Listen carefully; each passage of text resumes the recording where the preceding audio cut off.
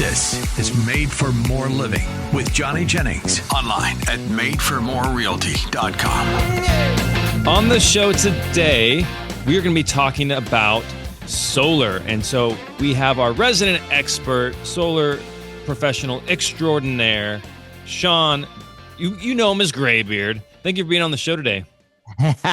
It's absolutely my pleasure, Johnny, to be on the show. Thank you for having me once again. There's the solar coaster is an e-ticket ride, and it never fails to deliver. It's delivering for us now. So thank you for the opportunity to share some updates. Yeah, happy to do it. And you were telling me that there's a lot of things that are changing with this, potentially with the passage of this big, beautiful bill. And you mind going into exactly what that entails as far as solar is concerned? Well, the short answer relative to solar is the big, beautiful bill is trying to pretty much gut the solar benefits that we've had for almost 40 years. So why would they do that? What's the benefit? Like, why chase that? So effectively, it's cost. I mean, it's money, because the solar industry has been subsidized ever since it began.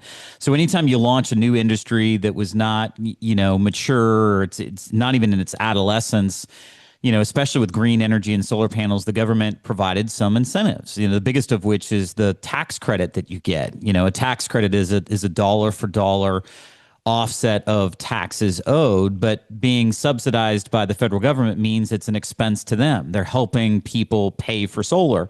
And currently the way that it exists is homeowners that want to move forward, that want to own a system, and whether you finance or want to own it, write a check for it, you enjoy a 30% federal solar income tax credit. So basically 30% of whatever the cost of the solar system is, let's say, just for sake of math, it's an easy number. Let's say it's 50 grand with batteries and solar panels and ground mount and all that. 30% of that is 15 grand. So you write a check for 50, Uncle Sam contributes 15 grand in tax mitigation, either in the form of refund or lessening the tax that you owe. And so net cost you is $35,000. So the short answer to your question is this is low hanging fruit money when they're trying to pass one of the biggest legislative bills that we've ever seen. And the objections thus far from holdout Republicans have been relative to the cost of the bill. Saving solar isn't going to decrease the cost of the bill. So this is not somehow, some way, solar is going to get advantaged in these negotiations as they come to the tail end here. It's just an easy, low-hanging fruit to say, after 40 years, shouldn't the industry stand on its own? I mean, if I was a devil's advocate or arguing for this, I would say it's a mature industry now. It's not an adolescent. It's not a newborn industry. It's mature. Why do we need to continue to subsidize it? So that's kind of the logic behind the scenes. I understand, I guess, now the logic, but when you're increasing the federal deficit by $5 trillion, it's like, it seems a little insignificant to be picking on solar. Like, no. you're tripping over dollars to pick up pennies at this point. Yeah. And I don't think it's we're gonna go after solar. I don't think that's the theme here, but I do think that as a byproduct of, wide sweeping, massive formulative change to, all of the tax code and everything, I just think that this is one of those industries that's going to take it on the chin more so than a few others. And the challenge for homeowners is, like, for example, many of your audience are going to be in PG&E territory. PG&E isn't going to stop raising rates. PG&E isn't going to get less expensive. So, the reality of it, of the situation is, from a homeowner perspective, which is what I want to make sure that they're understanding, if you ever wanted to look at solar, right now would be the time, because to forfeit that 30% federal income tax credit, and we don't know how this is going to shake out as of when you and I are recording this. We don't have a final product yet. We don't have a Senate passed and House reconciled version of it. But again, any objections that I've seen relative to this are not on the back of solar. It's gonna, I think this is gonna pass, and I think it's going to represent the biggest disadvantage that we've ever seen to the solar industry in the loss of that federal income tax credit.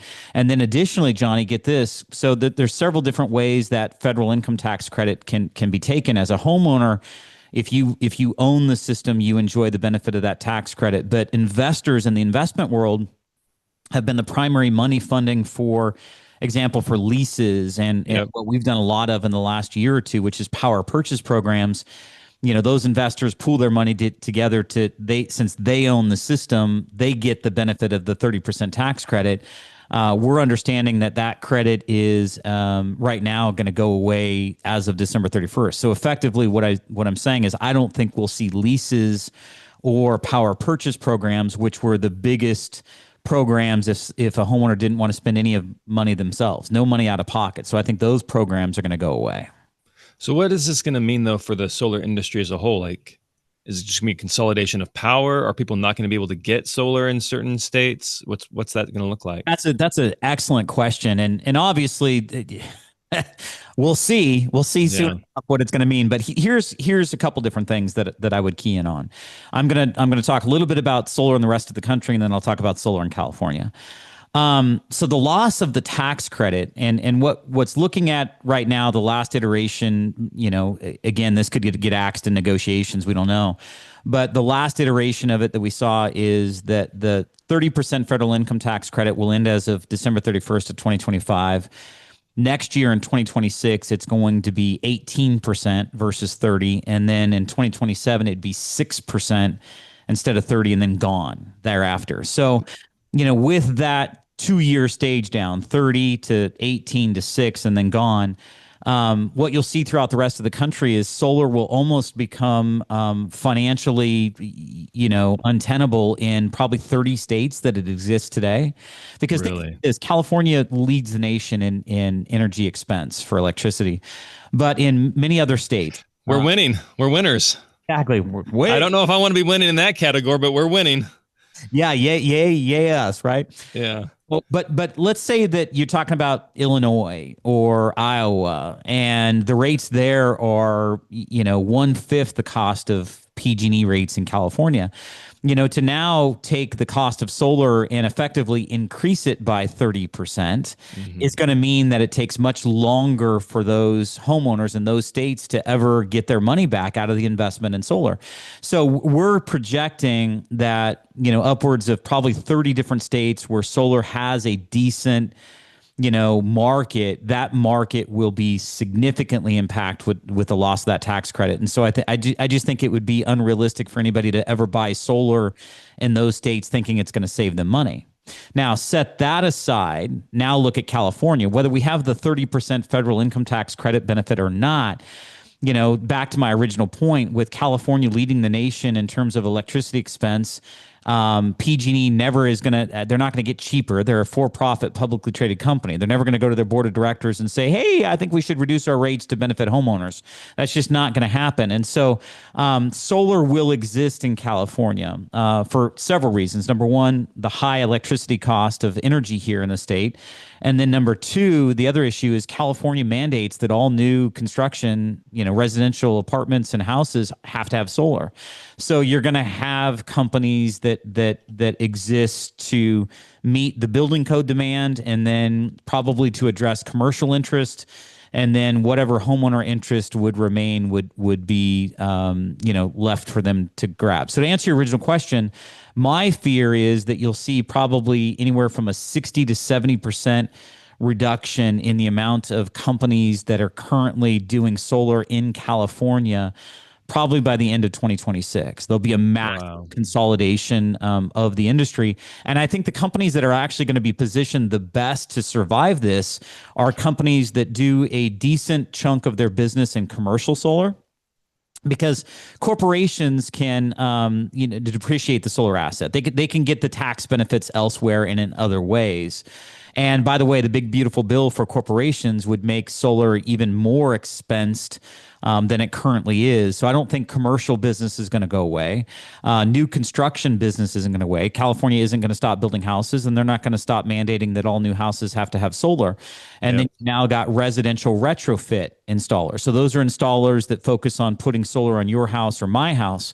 If a local solar company only does that, only does retrofit business, I would be very concerned about their viability through the year 2026 and beyond, because I think we're going to see a significant reduction in homeowner interest, at least the first half of next year, if not the first 9 months. And many of those companies can't go 6 or 9 months with a 50, 60, 70, 80% reduction in their business. It Yeah. won't survive that. Nope. What is there any talk of California coming out with like state level incentives to bridge No, the gap? I think all of that went away when they had the no pun intended here, but they had the trump card of really kind of mandating that all new construction has to have solar. So when they mandate that any new house has to have solar, that's the last year that we saw any type of credit available or incentive available from the state of California to continue to foster the industry. So this is the most viable state in the country for solar. It is the most solar adopted, not because there was some sort of state incentive. It's just a function of the outrageous expense of how much energy costs today Yeah. in California. So in a state where energy would be more affordable, what would normally take 25, 30 years to break even with that tax incentive is now going to take 30, 40, 50 years. Whereas California, they keep jacking the prices up on us. So you're still money ahead in the long run. Yeah. So let's factor in the tax credit. So let's just say right now today, let's say somebody wrote a check for solar and batteries or whatever. They just bought the system. Most folks will see a complete 100% recovery of their investment in terms of what they saved against paying PG&E or others, usually within 7 to 9 years. Wow. So let's just say 8 years. So right now in California, with that 30% federal income tax credit, let's say an 8-year break-even point. In other words, I got all my money back and what I saved, and then now I start to make money on my money because, I'm not paying PG&E as much or anything or whatever. Mm-hmm. So if that 30% tax credit goes away, that's going to elongate that payback by probably 2.5, 3 years. Let's just say 3 years to be an example. So let's say 11 years versus 8 now, but in other states that might be 30 or 35 years. Yikes. So, the point that I wanted to make here is, big companies, multi-state companies, for example, the biggest that most people would be aware of is Sunrun. Anytime you walk into Costco or Home Depot, those are Sunrun folks trying to sell you solar. Yep. A big company like that, how do they unwind out of 30 other states that they're in right now quickly without losing their financial, taking a big financial hit, unwinding leases, unwinding crews and trucks and inventory and stuff like that? Because I just think it's unrealistic to expect you're going to see a lot of business from a whole bunch of other states. I think California and Florida are going to be the two biggest states that continue to be solar adopted, but many of those other states are going to not see an advantage to it. So to kind of put a bow on this, it looks like with the big, beautiful bill, solar is going to be less viable in 30 other states, and you're probably going to see fewer financing options for solar. So less leases, less power purchase. It's going to be primarily like owners buying them. Yes. For at least for people that I deal with, they know that the listeners, if you own a home, yes, those other options are going away, and that power is going to be consolidated into a handful of companies. Yeah, I think, consulting my crystal ball, has some cracks in it. Yeah, it's got some cracks in it. It's known to have been wrong a few times, but I think that's a good summarization, of really what's coming. But what's interesting is, the solar industry's got more lives than a cat. So the reality of it is the industry will figure out some way to pivot. They will figure out some way to still exist and be viable. I certainly am not going to go anywhere in this process. We are forecasting, a significant business reduction, but I think that my confidence in how quickly PG&E is going to continue to raise rates is really, something that I think I'll take heart in, because the reality of it is that as time goes on, whether you have a tax credit or not, it's just so dang expensive, to have electricity. I was talking to somebody the other day. They had a $1,700 monthly bill average for yikes. A 4,000 square foot house in the foothills. Yep. It's solar is going to be the only option that helps with that, right? Absolutely. And so if somebody wants to reach out to you, what's the best way? Yeah. So if somebody wants to connect, all they got to do is text to our short code. We've got a short kind of phone number, 84503. If somebody wants to reach out and explore solar right now, if they text solar, SOLAR, to 84503, That's the easiest way for us to connect with them and get back in touch. But Johnny, I did want to share one thing about kind of what to look for. So if anybody right now is kind of gauging this, kind of the urgency of the message, right? So if you're going to go solar, now would be the time to do it. But I would be very mindful of, which companies you decide to potentially work with, because to me, the horror story would be somebody gets solar urgently now, signs up, gets an installation contract, only to then have that company that they dealt with, in the first 4 months of 2026 announce that they're going out of business. There's been enough of that in solar for decades, where companies have come and gone, that people are already skittish. And so here's what I would, as a solar broker, here's what we're doing. We're also kind of consolidating our own focus, because I took a look at our 11 different installers that we work with now, and I wanted to better understand which one of these installers is going to be viable, or the most viable, as time goes on, because I think I've got some risk that way too in our current mix, because this is, again, something out of left field that nobody last year was planning or anticipating. Yeah. And so I would look for companies, specifically ask solar installer companies how much of their business is commercial business. You'd want that to be at least 20 to 25%. I would look at how much new construction business they do. Do they install on new construction homes? Do they have contracts with home builders?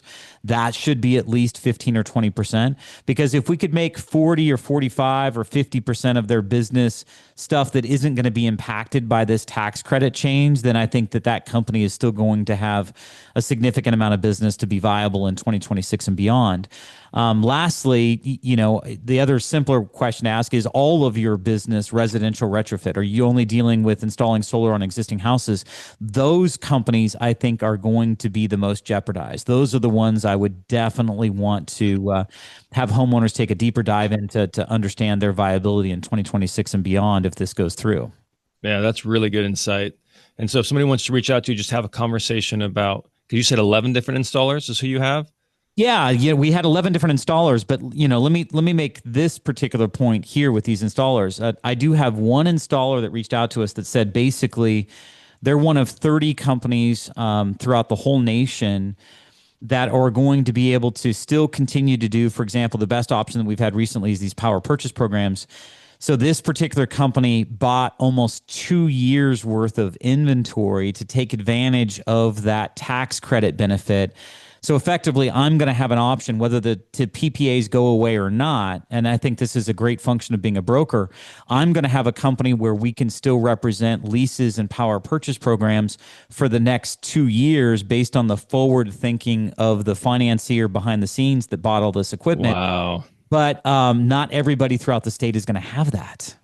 Especially if you're working for like one broker, or if you're not a broker, but if you're working for one company, that's your option. The small guys are going to get excluded. The mid-sized guys that don't have the backing or the reputation are going to get excluded. So the only companies that are going to have these unique opportunities are proven companies that have had existing relationships with these financiers, and these financiers could be the gold, that allows some holders to some homeowners to still benefit from solar after all of these changes take effect in the way Love it. Now. Yeah, that's so.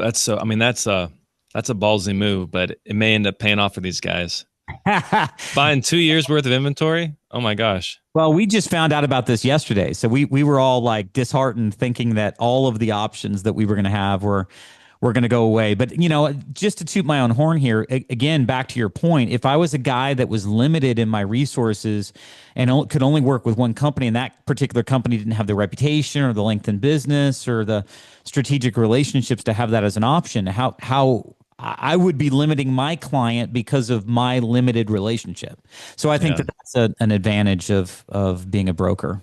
Not only that, but then I've also been reading about how I think they're going to, in this big, beautiful bill, they're talking about limiting where the solar panels can be manufactured. Correct. And that might impact cost as well. Right? Oh, that's definitely. Well, not only tariffs and then the manufacturing of the panels. And then you're reading right, because, for example, in order for somebody to take advantage, and we're talking about maybe two different things here. Part of that bill talked about large scale solar projects throughout the nation. We're talking about projects that could take 2 or 3 years to get done or completed. So this particular, that provision you're talking about mandated that those projects have to be completed by 2027, and they can't have a certain percentage of the equipment that's installed be concentrated overseas. It's got to be domestic. And so these are what they're calling safe harbor rules for solar. I don't do large scale municipal solar projects. I just help homeowners that are getting killed by PG&E and their expense and, don't want to afford, a second mortgage and electricity costs. That's where I'm focused on working. Got it. But even with the tariffs and stuff, it sounds like a solar system is going to increase in cost, and you're going to decrease the number of, credits you're able to have over the next 2 years. And so those guys who purchased up all of this inventory are going to be, if they come to you, if they go to, what is it, 84503 solar, and 84503 and just text solar, your clients are going to be able to get, your customers are going to be able to get a better deal than probably what most people are offering out there. Yeah, so I do agree with you, and I think the strong will survive. I think ultimately within this industry, you're going to get a situation where the industry will be consolidated quite a bit, and the people that make it are going to end up thriving even more so than maybe they are now. And I'm anticipating that for us. I'm excited about what's to come because I think this change is going to get rid of a lot of the predatory solar riffraff out there, because the industry doesn't have a great reputation. It's been thought of by most folks as a highly predatory industry. And I think that this will, hopefully change that. Hey, maybe there's a little bit of silver lining after all.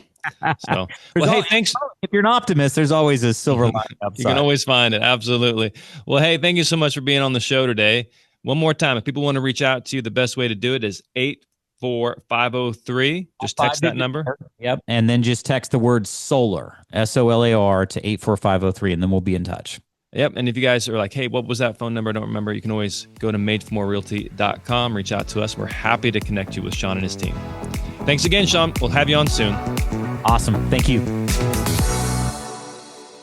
If you are anything like Johnny and I, and your schedule is just jam-packed, you have no margin as far as time to do other projects or other activities, listen to this. If you're interested in selling your home, but again, you don't have the time to do those costly needed repairs or open houses or showings, Johnny Jennings will give you at least 3 cash offers on your home in as-is condition. So yeah, you don't have to take the time to do repairs or showings or organizing or staging. Again, just at least 3. 1, 2, 3 cash offers in as-is condition. What do? You just Google Johnny Jennings with Made for More Realty, Johnny Jennings with Made for More Realty, and get more for your home.